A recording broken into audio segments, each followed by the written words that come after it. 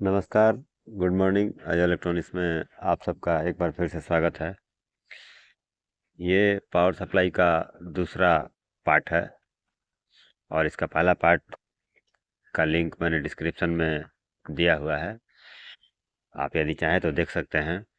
आज हम power supply के फीडबैक, स्विचिंग और ऑप्टो कपलर के बारे में पूरी जानकारी आप सबको देंगे। और जहाँ तक डायग्राम भी मैंने बनाया हुआ है, डायग्राम के साथ साथ ये देखिए, इस तरह का पार्ट बाय पार्ट मैंने आप सबके लिए तैयार किया है, जिसको स्टेप बाय स्टेप मैं आपको बताऊंगा और समझाऊंगा भी। तो चलिए स्टार्ट करते हैं। यह डायग्राम जो आप देख रहे हैं, यह ऑप्टो कपलर का है। इसके 4 पिन होते हैं और पहला और दूसरा जो इसका पिन होता है वो एक एलईडी, आईआर एलईडी की होती है, और 3 और 4 जो इसके पिन होते हैं वो फोटो ट्रांजिस्टर के होते हैं। अब इसमें क्या होता है कि जब भी पिन 1 और 2 को सप्लाई या सिग्नल मिलता है तो इसके अंदर आईआर एलईडी जलने लगती है, और जिसका प्रकाश हमारे फोटो ट्रांजिस्टर के बेस पर पड़ता है। आप देख पा रहे होंगे कि ट्रांजिस्टर का अमूमन 3 पिन होता है, 3 लेग होता है, लेकिन इसमें 2 ही शो हो रहा है। इसका मतलब है कि बेस ऑप्टो कपलर के अंदर ही है। तो लाइट जो एलईडी ग्लो करती है वो सीधा उसके बेस पर पड़ता है और ये एक्टिव हो जाती है, और हमारा जो पावर सप्लाई है वो ऑन हो जाता है। ऑप्टो कपलर में जो ट्रांजिस्टर के लेग बाहर निकले हुए होते हैं वो होता है आपका इमीटर और कलेक्टर। और पहला और दूसरा एनोड और कैथोड का होता है। तो इसकी जांच जिस प्रकार हम डायोड की करते हैं उसी प्रकार से कर सकते हैं कि खराब है या नहीं। और ट्रांजिस्टर का भी दोनों लेग आपस में शॉर्ट का पता चल जाता है कि कैसे इसकी जांच होगी। और देखिए, यहाँ जब स्विचिंग होगी, अगर सप्लाई जब यहाँ पर आएगा पिन 1 पर, तो इसका आउटपुट यहाँ पिन नंबर 4 पर दिखाया गया है कि जब ये ऑन होगा तो ही यहाँ सप्लाई हमारी मिलेगी, और जब यहाँ 0 होगा तो वहाँ 0 वोल्ट मिलेगा। अब आगे मैं आपको थोड़ी सी प्रैक्टिकल में दिखा दूं। ये देखिए, ये एक पावर सप्लाई है और ये इसका मेन एसी का सॉकेट दिया हुआ है, यहाँ आप देख पा रहे हैं। फ्यूज हमारे पावर सप्लाई को प्रोटेक्ट करता है, और ये 2 तरीक़ों से करता है। पहला तो शॉर्ट, अगर आगे कहीं शॉर्ट है तो उसमें ये हमारी पावर सप्लाई को बचाती है। और यहाँ देखिए, इसमें मेन एसी के बाद ही फ्यूज लगा होता है, और फ्यूज का टाइप वैरायटी अलग अलग हो सकता है। और मेन एसी के बाद ये कैपेसिटर आप देख रहे हैं, ये सबके कुछ न कुछ वर्क है, इसके बारे में मैं आपको विस्तार से आगे बताऊंगा। और ये लाइन फिल्टर है। इसके बाद यहाँ देखिए, इस एक पीओवी लगी हुई है जो कि बिल्कुल रेजिस्टेंस जैसी दिखती है। इस पावर सप्लाई में वो है नहीं, वो या टीवी वाले पावर सप्लाई में या जो हाई पावर के होते हैं उसमें लगे होते हैं। और बाकी के इस पावर सप्लाई में बस एक पीएफ ही लगा हुआ है। और पीओवी क्या करता है कि अगर जैसे ही आपने देखा होगा कि 220 वोल्ट एसी लिखा रहता है हर जगह, अगर हाई वोल्टेज 400 प्लस वोल्टेज हो जाता है या 350 प्लस वोल्टेज हो जाता है तो उसमें ये पीओवी 0 ohms का हो जाता है, जिससे हमारा प्लस और माइनस आपस में करंट बढ़ जाता है, शॉर्ट शॉर्ट सर्किट जैसा हो जाता है, जिसके कारण हमारा फ्यूज जल जाता है। कहने का मतलब है दोनों प्रिंट एसी प्लस और एसी माइनस को ये रेजिस्टेंस शॉर्ट कर देता है 0 ohm का होकर। और इसके वजह से फ्यूज हमारा जल जाता है।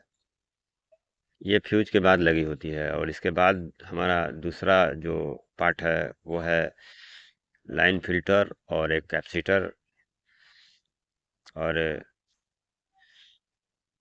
एक रजिस्टर का। आप जानते हैं कि एसी हमारा सीधा नहीं चलता है, उसका जो फ्रीक्वेंसी है वो ऊपर और नीचे चलता है।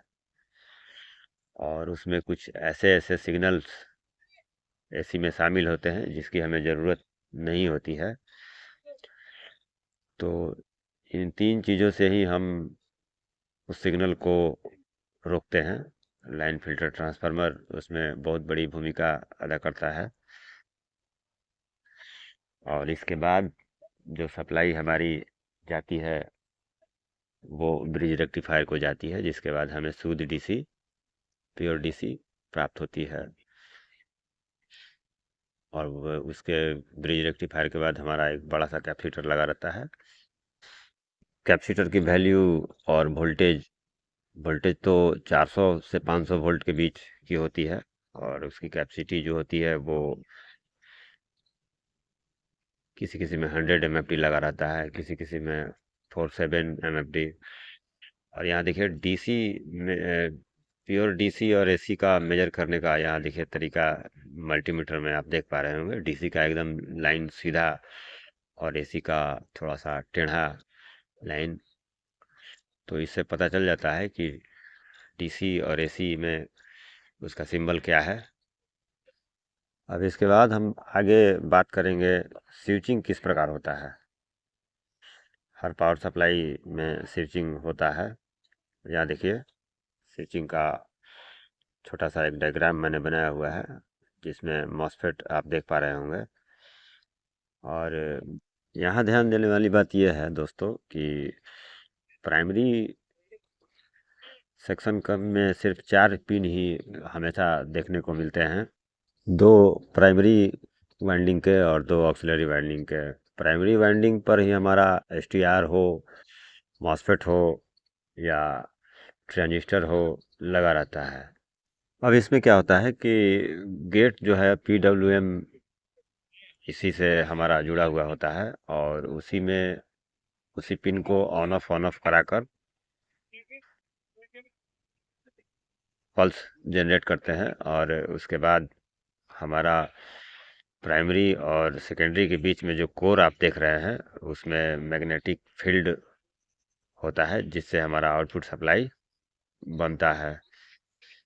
और ये ऑक्सिलरी जो कॉइल है उसमें भी उससे कुछ मैग्नेटिक फील्ड से थोड़े बहुत वोल्टेज यहाँ पर हमारा बनते हैं, जिसमें कभी कभी 5 वोल्ट से लेकर 18 वोल्ट तक के सप्लाई हमारे बनते हैं जो कि PWM आईसी को जाते हैं। और इसमें एक डायोड के थ्रू और एक कैपेसिटर लगाकर उसका सप्लाई हम PWM आईसी को देते हैं। तो सेकेंडरी जो कॉइल आप देख रहे हैं राइट साइड में, उसके वाइंडिंग जो होता है उसके वाइंडिंग पर डिपेंड करता है कि आउटपुट हमारा कितने वोल्ट का होगा। और हर पावर सप्लाई का अलग अलग वाटेज और एम्पियर और वोल्टेज होता है। तो मॉसफेट हमारा जो इसमें लगा हुआ है उसमें +300 वोल्ट सप्लाई हमारे ब्रिज रेक्टिफायर के बाद आती है। और ड्रेन पर सप्लाई जुड़ जाती है। और एक गेट का मैंने आपको बता दिया है। और तीसरा जो सोर्स है वो हमारे ग्राउंड पिन से जुड़ जाती है जब भी ऑन ऑफ होती है। और यहाँ जुड़कर एक साइड निगेटिव और ऊपर का पॉजिटिव, वही ऑन ऑफ का इसमें सिद्धांत उपयोग किया जाता है। और एक बार फिर मैं आपको बता दूं कि कोर के बीच में मैग्नेटिक फील्ड उत्पन्न होता है जिससे हमारा आउटपुट वोल्टेज मिलता है। चलिए एक बार फिर मैं आपको समझा दूं इस तरह से। और अगर आपको स्विचिंग का चेक करना हो कि स्विचिंग हमारा हो रहा है कि नहीं हो रहा है। देखिए यहाँ पे plus 300 volt supply bridge rectifier से होते हुए हमारे एसएम ट्रांसफार्मर, जिसमें 4 पिन 4 लेग आप देख पा रहे होंगे। इस कैपेसिटर के बाद 4 लेग, और दूसरा से हमारा ये PWM IC कनेक्ट है, और इसी में हमारा मॉसफेट लगा हुआ है। और नीचे का ऑक्सिलरी वाइंडिंग ये कुछ आपस में सटा हुआ रहता है, मतलब इससे इसमें ज़्यादा दूरी नहीं होती है, और प्राइमरी वाइंडिंग में कुछ ज़्यादा ही दूरी होती है। इससे आप पता लगा सकते हैं कौन सी ऑक्सिलरी है और कौन सी प्राइमरी है। यहाँ देखिए, यहाँ से हमारी प्लस 300 वोल्ट सप्लाई मॉसफेट के ड्रेन पर आई, और इसमें इसमें भी वही बात है। यहाँ पर मॉसफेट IC में इनबिल्ड है, तो यहाँ पर ये ड्रेन पिन है, और ये ऑक्सिलरी का वाइंडिंग है। देखिए आपस में कुछ नज़दीकी है इसमें, और इस तरह से यहाँ इस पिन पर एक डायोड और एक कैपेसिटर लगा हुआ है। आप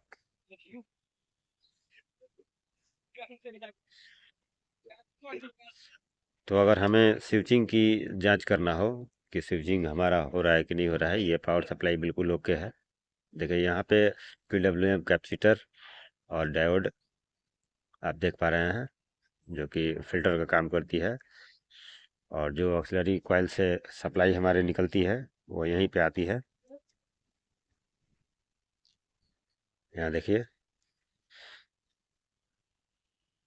तो आगे हम स्विचिंग के बारे में जान लेते हैं। ये पावर सप्लाई बिल्कुल हमारा ओके है। तो यहाँ स्विचिंग का पता हम लगाएंगे, मल्टीमीटर से चेक करके देखेंगे कि अगर हमारा सप्लाई आउटपुट नहीं बन रहा है, कोई भी सप्लाई नहीं मिल रहा है, तो स्विचिंग हो रहा है या नहीं, PWM सेक्शन काम कर रहा है या नहीं कर रहा है, वो हम देखेंगे। तो डायग्राम में मैंने आपको बताया हुआ है, यहाँ देखिए, ये ऑक्सिलरी कॉइल की वाइंडिंग है, और यहाँ एक डायोड के थ्रू हमारी सप्लाई जाती है और कैपेसिटर से फिल्टर होती है। यहाँ मैंने देखिए ऑक्सिलरी कॉइल मैंने आपको दिखाया है, यहाँ एक डायोड लगा हुआ है, और एक कैपेसिटर से 12 वोल्ट, यहाँ पर 12 वोल्ट 5 वोल्ट, किसी किसी में 18 वोल्ट तक का सप्लाई आपको मिल सकता है। तो देखिए यहाँ पे वोल्टेज फ्लक्चुएशन हो रही है, इसका मतलब है कि स्विचिंग हमारा हो रहा है। एक तरह से इसका एक अनुभव होता है जांच करने का। तो वैसे भी ये पावर सप्लाई सही है, आप लोग जांच करके ट्राई कर सकते हैं अपने पास। तो अलग अलग तभी अनुभव मिलेगा। और वीडियो में बने रहने के लिए धन्यवाद, और लाइक और सब्सक्राइब करना ना भूलें।